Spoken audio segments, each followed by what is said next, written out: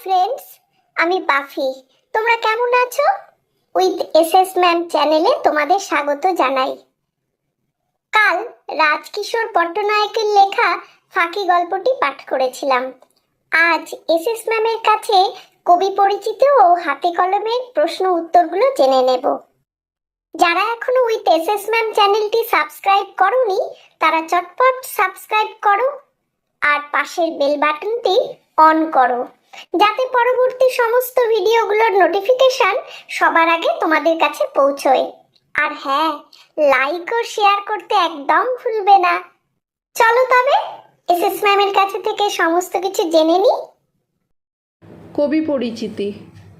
রাজশেখর পট্টনায়ক, জন্ম 1916 সালে। ওড়িয়া সাহিত্যের একজন বলিষ্ঠ লেখক ও গল্পকার।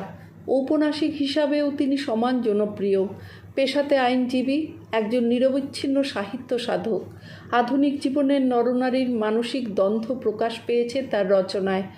তার লেখা বিশিষ্ট গল্প গ্রন্থগুলি হল পথকি, তুট পাথর, ভরা ঘর, নিশান খুন্ট, পথর ঢিমা।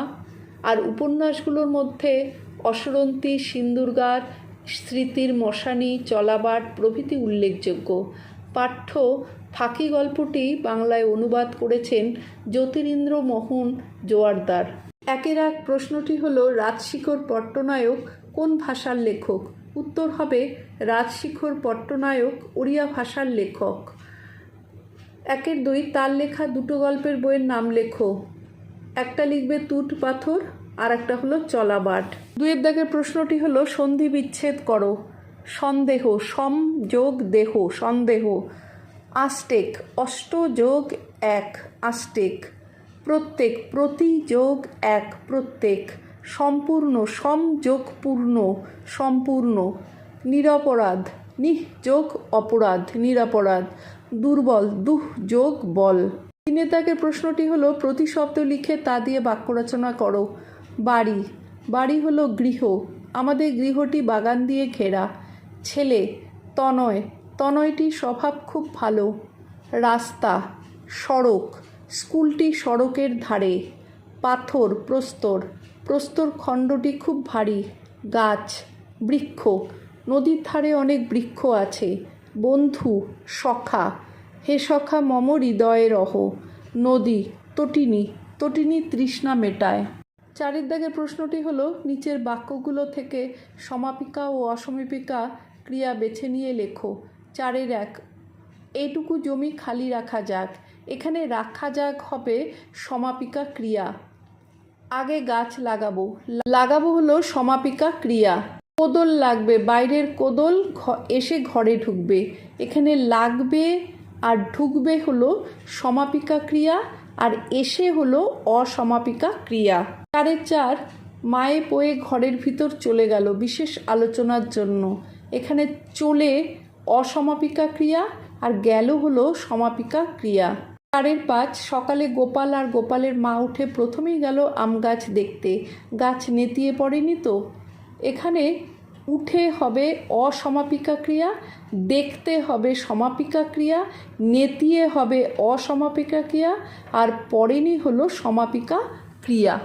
পাঁচের দাগের প্রশ্নটি হলো, সকর্মক ও অকর্মক ক্রিয়া চিহ্নিত করো। পাঁচের এক, বাবা আম গাছ নিয়ে পাঁচিলের কাছে লাগাচ্ছেন। এখানে লাগাচ্ছেন হবে সকর্মক ক্রিয়া। পাঁচের দুই, খুব হয়েছে, মা আর ছেলের একই রকম বুদ্ধি।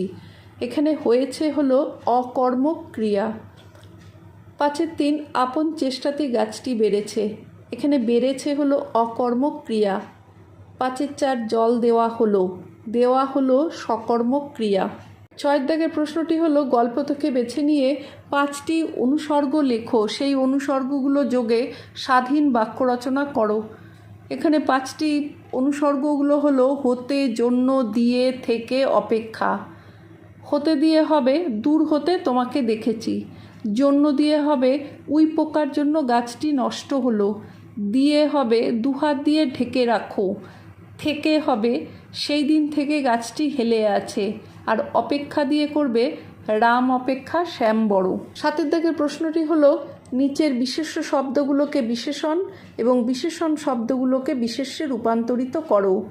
জাহাজ, গাছ, পোষ, ঝড়, পশ্চিম। জাহাজ হবে জাহাজি, এটা বিশেষণ। গাছ হবে গেছো, এটাও বিশেষণ। পোষা হবে পোষ্য, এটা হবে বিশেষ্য। ঝড় হলো ঝড়ো, বিশেষণ। পশ্চিম হলো পশ্চিমী, এটাও বিশেষণ। 8 দাগের প্রশ্নটি হলো নিচের প্রশ্নগুলোর কয়েকটি বাক্যে উত্তর লেখো। 8-1, কটক কোন নদীর তীরে অবস্থিত? ওড়িশার আরও একটি নদীর নাম লেখো। উত্তর হবে কটক মহানদীর তীরে অবস্থিত। ওড়িশার আরও একটি নদীর নাম হলো ব্রাহ্মণী। 8-2, গোপালের বাবা প্রথমে কেন বাগানে ফুল গাছ লাগাতে চাননি? উত্তর হবে তিনি কলমি আম গাছ বসাতে চেয়েছিলেন। তাছাড়া সেখানকার মাটি ছিল বেলে মাটি, জল দেওয়ার সুবিধা কম বলে ফুল গাছ লাগাতে চাননি। 8-3, আম গাছ কেন ঠেকো দিতে হয়েছিল? উত্তর হবে যুদ্ধের সময় উড়োজাহাজ থেকে বোমা পড়বার ভয়ে সরকারি লোকেরা গাছের গোড়ার দিক ঘেঁষে ট্রেঞ্চ খুঁড়ে চলে যায়, ফলে গাছটি হেলে গেলে ঠেকো দিতে হয়েছিল। 8-4, গাছটিকে উইয়ে খেয়ে ফেললো কিভাবে? উত্তর হবে পিঁপড়ে উই খায়, সেজন্য গাছে উই ধরতে পারে না, কিন্তু আম গাছের পিঁপড়েগুলোকে ঔষধ দিয়ে মারা হয়েছিল, তাই উই পোকা আম গাছটা গোড়ার দিকটা খেয়ে ফেলেছিল। 8-5, গল্প অনুসারে কটকের খবরের কাগজে আম গাছটিকে নিয়ে কী সংবাদ বেরিয়েছিল? উত্তর লিখবে গল্প অনুযায়ী কটকের খবরের কাগজে বের হয়েছিল কটকে অর্ধরাত্রে ভীষণ ঝড় বৃষ্টিতে শহরের ভিতরে পুরীঘাটে আম গাছ উপড়ে পড়েছে। 9 দাগের প্রশ্নটি হলো নিচের প্রশ্নগুলোর উত্তর নিজের ভাষায় লেখো। 9-1, একটু জমি খালি রাখা যাক। প্রস্তাবটি কে দিয়েছিলেন? কেন তিনি এমন প্রস্তাব দিয়েছিলেন? উত্তর হবে প্রস্তাবটি গোপালের বাবা দিয়েছিলেন।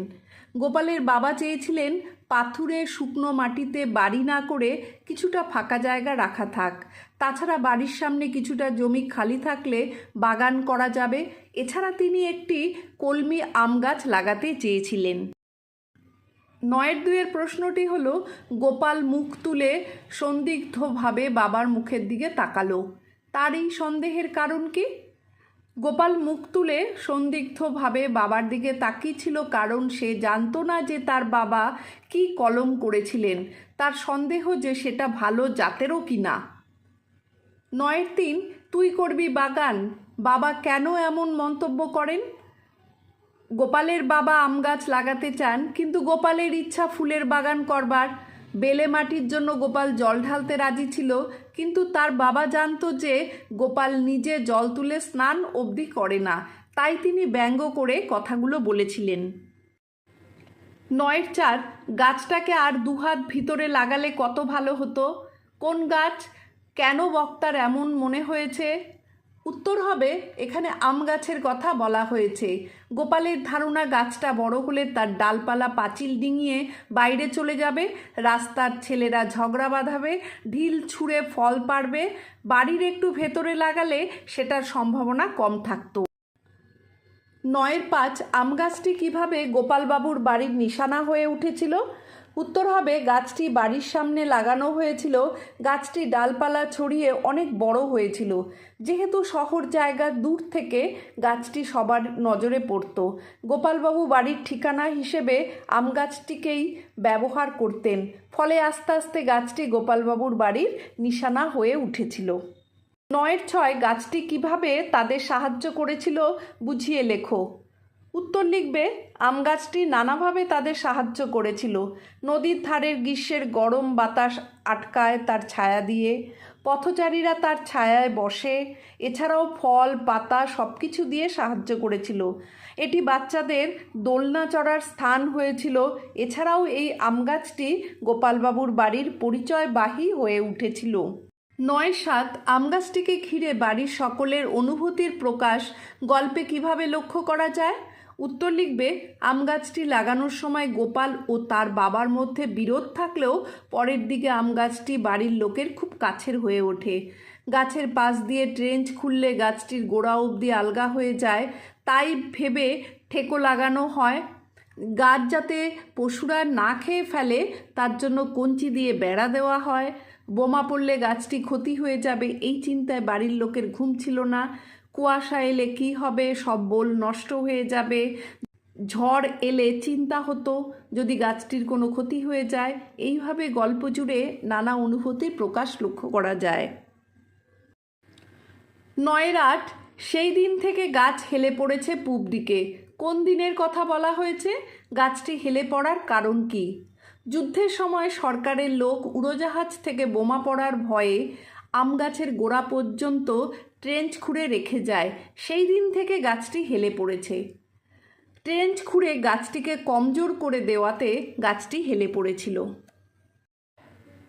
9/9 দাগের প্রশ্নটি হলো, ঠিক বন্ধুর মতোই গাছ সব কথা লুকিয়ে রেখেছে। গাছটি কিভাবে গোপালের বন্ধু হয়ে উঠেছিল? কোন সব কথা সে লুকিয়ে রেখেছিল? গোপাল তার বন্ধুদের এনে গাছের তলায় বসায়। কেউ গাছের প্রশংসা করলে তার গর্ব হয়। গোপাল গাছের গায়ে হাত বুলিয়ে আদর করে, তার পরিচর্যা করে, সব দিক দিয়ে নজর রাখে। প্রয়োজন হলে কাউকে ফুলপাতা দিতেও সে নারাজ, যাতে গাছের ক্ষতি না হয়। ঝড় এলে কুয়াশা এলে তার চিন্তা হয়। এই আম গাছকেই সে তার পরিচয় বানিয়ে ফেলে। সবাইকে ঠিকানা দেয় এই আম গাছটিকে উল্লেখ করে। গাছটির প্রতি তার মায়া মমতা খুব বেশি। বাইরের লোকের অসুবিধা হবে বলে গোপাল গাছের সরু ডালপালাগুলো ছেঁটে দেয়। ডালগুলো যাতে কেউ দেখতে না পায় তার জন্য ফেলে দিয়ে আসে। গাছটি পাতার আড়ালে তার ক্ষতচিহ্ন ঢেকে ফেলে। ঠিক বন্ধুর মতো গাছ সব কথা লুকিয়ে রাখে। 9/10 দাগের প্রশ্নটি হলো, বিভিন্ন ঋতুতে আম গাছটি যে ছবি ফুটে উঠেছে তা আলোচনা করো। বিভিন্ন ঋতুতে আম গাছটির বিভিন্ন রূপে ধরা দিয়েছে। নদীর ধারে গ্রীষ্মের গরম বাতাস তার ডালপালা দিয়ে আটকিয়েছে, ছায়া দিয়ে সবাইকে শান্তি দিয়েছে। বিভিন্ন ঋতুতে কচি পাতা বের হয়ে সবাইকে বিভিন্ন অনুষ্ঠানে পাতার যোগান দিয়েছে। প্রবল গরমে কাঁচা আম যোগান দিয়ে সকলকে খুশি রেখেছে। প্রবল ঝড়ের হাত থেকে বাড়ি রক্ষা করেছে। এইভাবে বিভিন্ন ঋতুতে সে একটা মস্ত স্থান দখল করেছে। 9/11 দাগের প্রশ্নটি হলো, গাছটি কিভাবে পরিবারের সকলকে ফাঁকি দিয়ে চলে গেল? উত্তর লিখবে, আম গাছটি ছিল পরিবারের সদস্যের মতন। সকলের সাথে তারও বয়স হচ্ছিল। তার একেবারে গোড়ায় উই ধরেছিল, কেউ খেয়াল করেনি। একদিন আষাঢ়ের ঝড়ে ভীষণ লড়াই করে সকলকে বাঁচিয়ে সে নিজে লুটিয়ে পড়ল মাটিতে, আর উঠল না। এইভাবে সে সকলকে ফাঁকি দিয়ে চলে গেল। আজ তাহলে এখানেই শেষ করছি। টাটা।